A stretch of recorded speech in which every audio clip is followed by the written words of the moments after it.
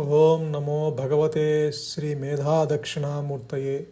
ఓం నమో భగవతే శ్రీ ఆదిశంకరాయ. ఓం నమో భగవతే శ్రీ రమణాయ. శ్రీ గురుభ్యో నమ. భగవాన్ రమణుల దగ్గరికి ఎంతోమంది భక్తులు దూర ప్రాంతాల నుంచి వచ్చి వారి వారి సందేహాలను ఆయన ముందు పెట్టేవారు. ఒకసారి ఒక భక్తుడు ఇలా అడుగుతున్నాడు భగవాన్ని, భగవాన్, వైకుంఠం, కైలాసం, ఇంద్రలోకం, చంద్రలోకం అంటుంటారే, అవన్నీ నిజంగా ఉన్నాయా? భగవాన్ ఇలా సమాధానం చెప్తారు, లేకేం, అవన్నీ ఉన్నాయి, సందేహం లేదు. అక్కడ కూడా నా వంటి స్వామి కూర్చొని ఉంటాడు. అతని చుట్టూ శిష్యులు ఉంటారు. వాళ్ళేదో అడుగుతూ ఉంటారు, ఆయనేదో చెప్తూ ఉంటాడు. అంతా ఇక్కడిలాగానే ఉంటుంది. అయితే మాత్రం ఏమిటి, చంద్రలోకాన్ని చూస్తే ఇంద్రలోకం కావాలంటావు, ఇంద్రలోకాన్ని చూసి వైకుంఠం కావాలని అంటావు, ఆ తర్వాత కైలాసం, ఆ తర్వాత ఇంకేదో. మనస్సు అట్లా పరిగెత్తుతూనే ఉంటుంది. ఇందులో శాంతి ఎక్కడుంది? శాంతి కావాలంటే దానిని పొందే ఒకే ఒక మార్గం ఆత్మవిచారం.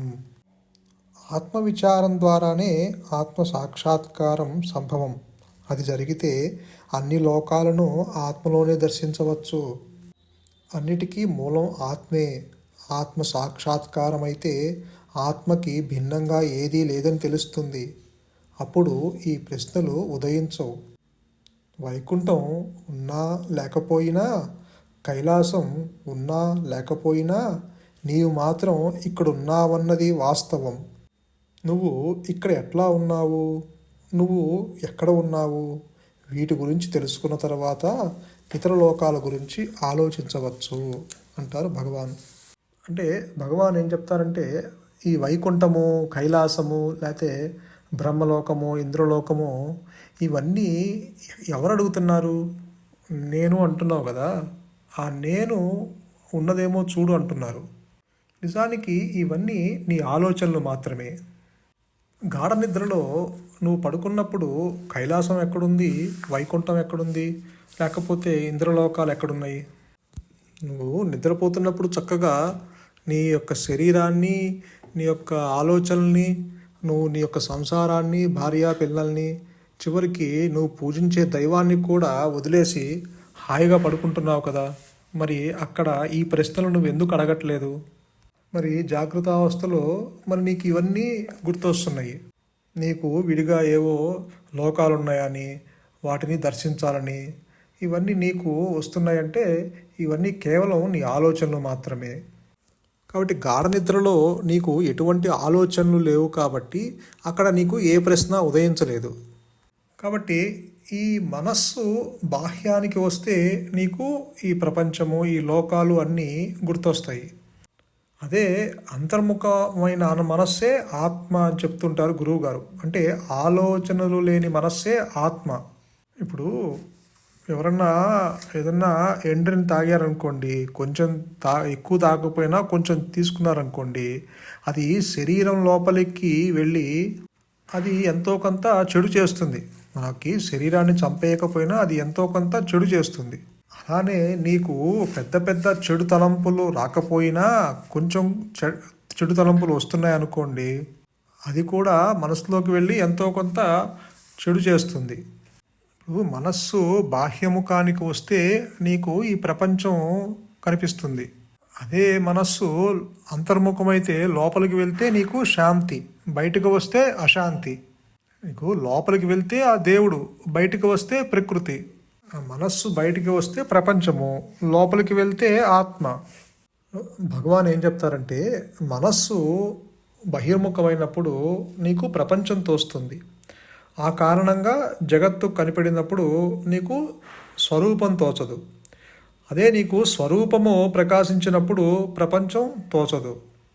అంటే ఆలోచనలు లేని మనస్సే ఆత్మ అని చెప్తున్నారు కాబట్టి ఎప్పుడైతే ఈ మనస్సు అంతర్ముఖమయ్యి ఆ యొక్క నిశ్చల స్థితిలో ఉన్నప్పుడు అక్కడ అనుగ్రహం చేత అది తనకు తానుగా ప్రకటించుకున్న స్థితి ఏర్పడుతుంది. భగవాన్ చెప్తున్నారు, ఈ అహంకారం అనేది మత్త గజం లాంటిది. ఏనుగుకి ఎంత బలం ఉందో ఈ మనిషి యొక్క వ్యక్తి భావనకి అంత బలం ఉంటుంది.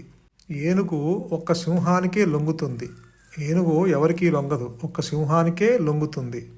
ఈ అహంభావన తొలగించుకోవడానికి, ఈ వ్యక్తి భావాన్ని తొలగించుకోవటానికి, ఈ దేహాభిమానం తగ్గించుకుంటానికి, శవబుద్ధిని తగ్గించుకుంటానికి, దేహబుద్ధిని ఈ శవబుద్ధిని మూలంతో సహా నాశనం చేసుకోవటానికి నువ్వు ఎన్ని ప్రయత్నాలు చేసినా చేయవచ్చు, చేయాలి కూడా, చేయకుండా ఉండలేరు కాబట్టి చెయ్యాలి.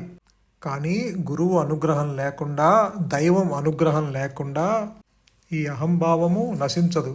గురువు ఇంటర్ఫియర్ అవ్వాల్సిందే, ఆ డివైన్ ఇంటర్ఫియరెన్స్ రావాల్సిందే, ఆ దైవము కలగజేసుకోవాల్సిందే. నువ్వు గురువను, దేవుడను, ఆత్మను, చైతన్యమను ఇవన్నీ పర్యాయ పదాలే, అని ఉన్న వస్తువు ఒకటే కదా అంటారు భగవాన్. కాబట్టి ఈ అహంభావంలోంచి, ఈ అజ్ఞానంలోంచి, ఈ దొంగ నేనులోంచి, ఈ యొక్క వ్యక్తిగత నేనులోంచి, లోపల ఉన్నటువంటి అవిద్యలోంచి మిమ్మల్ని విడుదల చేయడానికి ఆ గురువు యొక్క చూపు చాలు, గురువు యొక్క మాట చాలు. ఆ గురువు అంటేనే అనుగ్రహం, గురువు అంటేనే ఆత్మ, గురువు అంటేనే శాంతి. ఆ గురువు యొక్క దయాపూరితమైన చూపు చాలు. ఆత్మ ఒక్కసారి ఈ అహంభావన వైపు చూస్తే, ఈ అహంభావన గజ గజ గజలాడి పత్తా లేకుండా పోతుంది. కాబట్టి జ్ఞానం అంటే చైతన్యమే, జ్ఞానం అంటే జ్ఞానమే. ఆ జ్ఞానము యొక్క అనుగ్రహము ఒక్కసారి పిడుగులాగా పడినప్పుడు ఈ అహంకారము లేనిది లేనట్టుగా ఎగిరిపోతుంది. అదే గురువు యొక్క వైభవం. కాబట్టి నీ హృదయంలో ఒక నిజం ఉంది, నీ హృదయంలో ఒక గొప్ప వెలుగు ఉంది. ఆ నిజం ఉందన్న సంగతి కూడా నీకు తెలియటం లేదు. ఆ హృదయంలో ఒక నిజం ఉందని దాని స్ఫూర్తి కలగజేసి, దాని యొక్క స్పృహ కలగజేసి విడిచిపెట్టడం కాదు, నీకు అది అనుభవయోగ్యం చేసే వరకు నిన్ను వెంటాడుతూనే ఉంటాడు. వాడే నిజమైన గురువు. ఆ గురువు మౌనంగా పనిచేస్తారు. మాటలతోటి, ప్రసంగాలతోటి, రచనలతోటి పని లేదు. కాబట్టి ఆ లోపల ఉన్న యొక్క చైతన్యము, ఆ జ్ఞానము, ఆ మౌనము శక్తివంతంగా పనిచేస్తూ ఉంటుంది. నీ మనస్సును సమూలంగా మార్చేస్తుంది. ఆ యొక్క మౌనము, ఆ యొక్క గురువు నీకు మారు మనసును తీసుకొస్తుంది. నీ ప్రయత్నంతో సంబంధం లేకుండా కూడా నువ్వు ప్యూరిఫై అవుతావు. కాబట్టి గురువు యొక్క అనుగ్రహము అత్యంత బలీయమైనది. ఆ గురువు యొక్క మౌనం నీ వాసనను నాశనం చేస్తుంది. నీ పునర్జన్మ హేతువులను బయటికి లాగి కాల్చి బూడిద చేస్తుంది గురువు యొక్క అనుగ్రహం. కాబట్టి ఈ శరీరము కట్టెలో కాలి బూడిద అయ్యే లోపలే ఈ యొక్క శాంతిని పొందకపోతే ఆ యొక్క నష్టాన్ని మనము మాటలతో వర్ణించలేము. కాబట్టి ఈ యొక్క లోపల ఉన్న ఆ మూల తలంపుని మనము నశించకుండా మనకి ఆ జ్ఞానం కలగదు. ఆ లోపల ఆ మూల తలంపే అజ్ఞానం, ఆ మూల తలంపే అవిద్య, ఆ మూల తలంపే బంధం. కాబట్టి ప్రాపంచిక విషయాలకి దూరంగా ఉంటూ, ఇతరుల వ్యవహారంలో జోక్యం చేసుకోకుండా, మన సమస్యలేంటో మనం అర్థం చేసుకొని ఆ మూల తలంపును పరిష్కారం చేసుకునే విధానం చూసుకోవాలి. ఆ మూల తలంపు పరిష్కారం అవ్వాలంటే కేవలం తెలివితేటలు ఉంటే సరిపోవు. పరిశుద్ధుడై ఉండాలి, పవిత్రుడై ఉండాలి. ఈ మూల తలంపు ఏం చేస్తుందంటే మనం కాని దాని వెంట పడేలా చేస్తుంది. మనం కాని దాని వెంట ఎంత దూరము వెళ్ళిపోయినా అంటే మన స్వరూపానికి కూడా అంత దూరము అయిపోతుంది. శరీరము, మనస్సు అంటే ఏమీ లేదు. శరీరం నిండా మాంసం ఉంటుంది, ఎముకలు ఉంటాయి, రక్తం ఉంటాయి. మనస్సులో ఏమన్నా వైభవం ఉంటుంది అంటే మనస్సులో ఏ వైభవము ఉండదు. మనస్సులో తలంపులు ఉంటాయి, ఆలోచనలు ఉంటాయి, వాసనలు ఉంటాయి, కక్షలు ఉంటాయి, విరోధాలు ఉంటాయి, రాగద్వేషాలు ఉంటాయి. ఆ పనికి మాలిన మాటలన్నీ మన మనసులోనే ఉంటాయి. శరీరాన్ని కోసి చూస్తే ఏముందో మీ మనసును కోసి చూస్తే అదే ఉంటుంది. శరీరాన్ని కోసి చూస్తే ఏముంటుందండి? ఎముకల గూడు ఉంటుంది, మాంసపు మొక్కలు ఉంటాయి, రక్తము, మలము, మూత్రము ఇవి ఉంటాయి. అదే మనసును కోసి చూస్తే ఏముంటుంది? కక్షలు, కార్పిణ్యాలు, స్నేహాలు, విరోధాలు, మమకారాలు, అహంకారాలు, దోషాలు, రాగద్వేషాలు, కోరికలు, మోహము, కామక్రోధాలు, అసూయ, ద్వేషము, ఇవే కదా ఉన్నాయి. శరీరంలో ఉన్న చెడ్డంతా మన మనసులో ఉంది. నిజం చెప్పాలంటే మన మనసులో ఇంకా ఎక్కువ చెడు ఉంది. కాబట్టి ఇక్కడ ఏ దైవాన్ని ఆరాధించినా, ఏ సాధన చేసినా, ఏం చేసినా ఇదిగో ఈ మనస్సు అనే శరీరం అనే ఈ 2 గడపలు దాటాలి. మనము ఈ యొక్క గడపలే మన లోపల ఉన్న ఈ గడపే దాటకుండా మనము అరుణాచలం చుట్టూతా కొన్ని వందల సార్లు ప్రదక్షిణ చేస్తున్నాము. కాశీకి వెళ్ళి కొన్ని రోజులు అక్కడ ఉండి వస్తున్నాము. కాబట్టి ఈ తెలివితేటలు కూడా పక్కన పెట్టాలి. అది కావలసినప్పుడు ఉపయోగించుకోవాలి, లేనప్పుడు పక్కన పెట్టాలి. నేను తెలివైన వాడిని అనుకుంటే అది నీకు మిగిలేది ఇంకా అహంకారమే. కాబట్టి ఆ మూల తలంపే ఈ జీవుడు. కాబట్టి మనం ఏ మార్గం ఎంచుకున్నా, భక్తి మార్గమైనా, జ్ఞాన మార్గమైనా, కర్మ మార్గమైనా, అన్ని మార్గాలు ఒకటే. మన యొక్క అల్టిమేట్ గోల్ ఏంటంటే ఇదిగో ఈ మూల తలంపుని దాటాలి. కాబట్టి గురువు యొక్క అనుగ్రహము చాలా బలీయమైనది.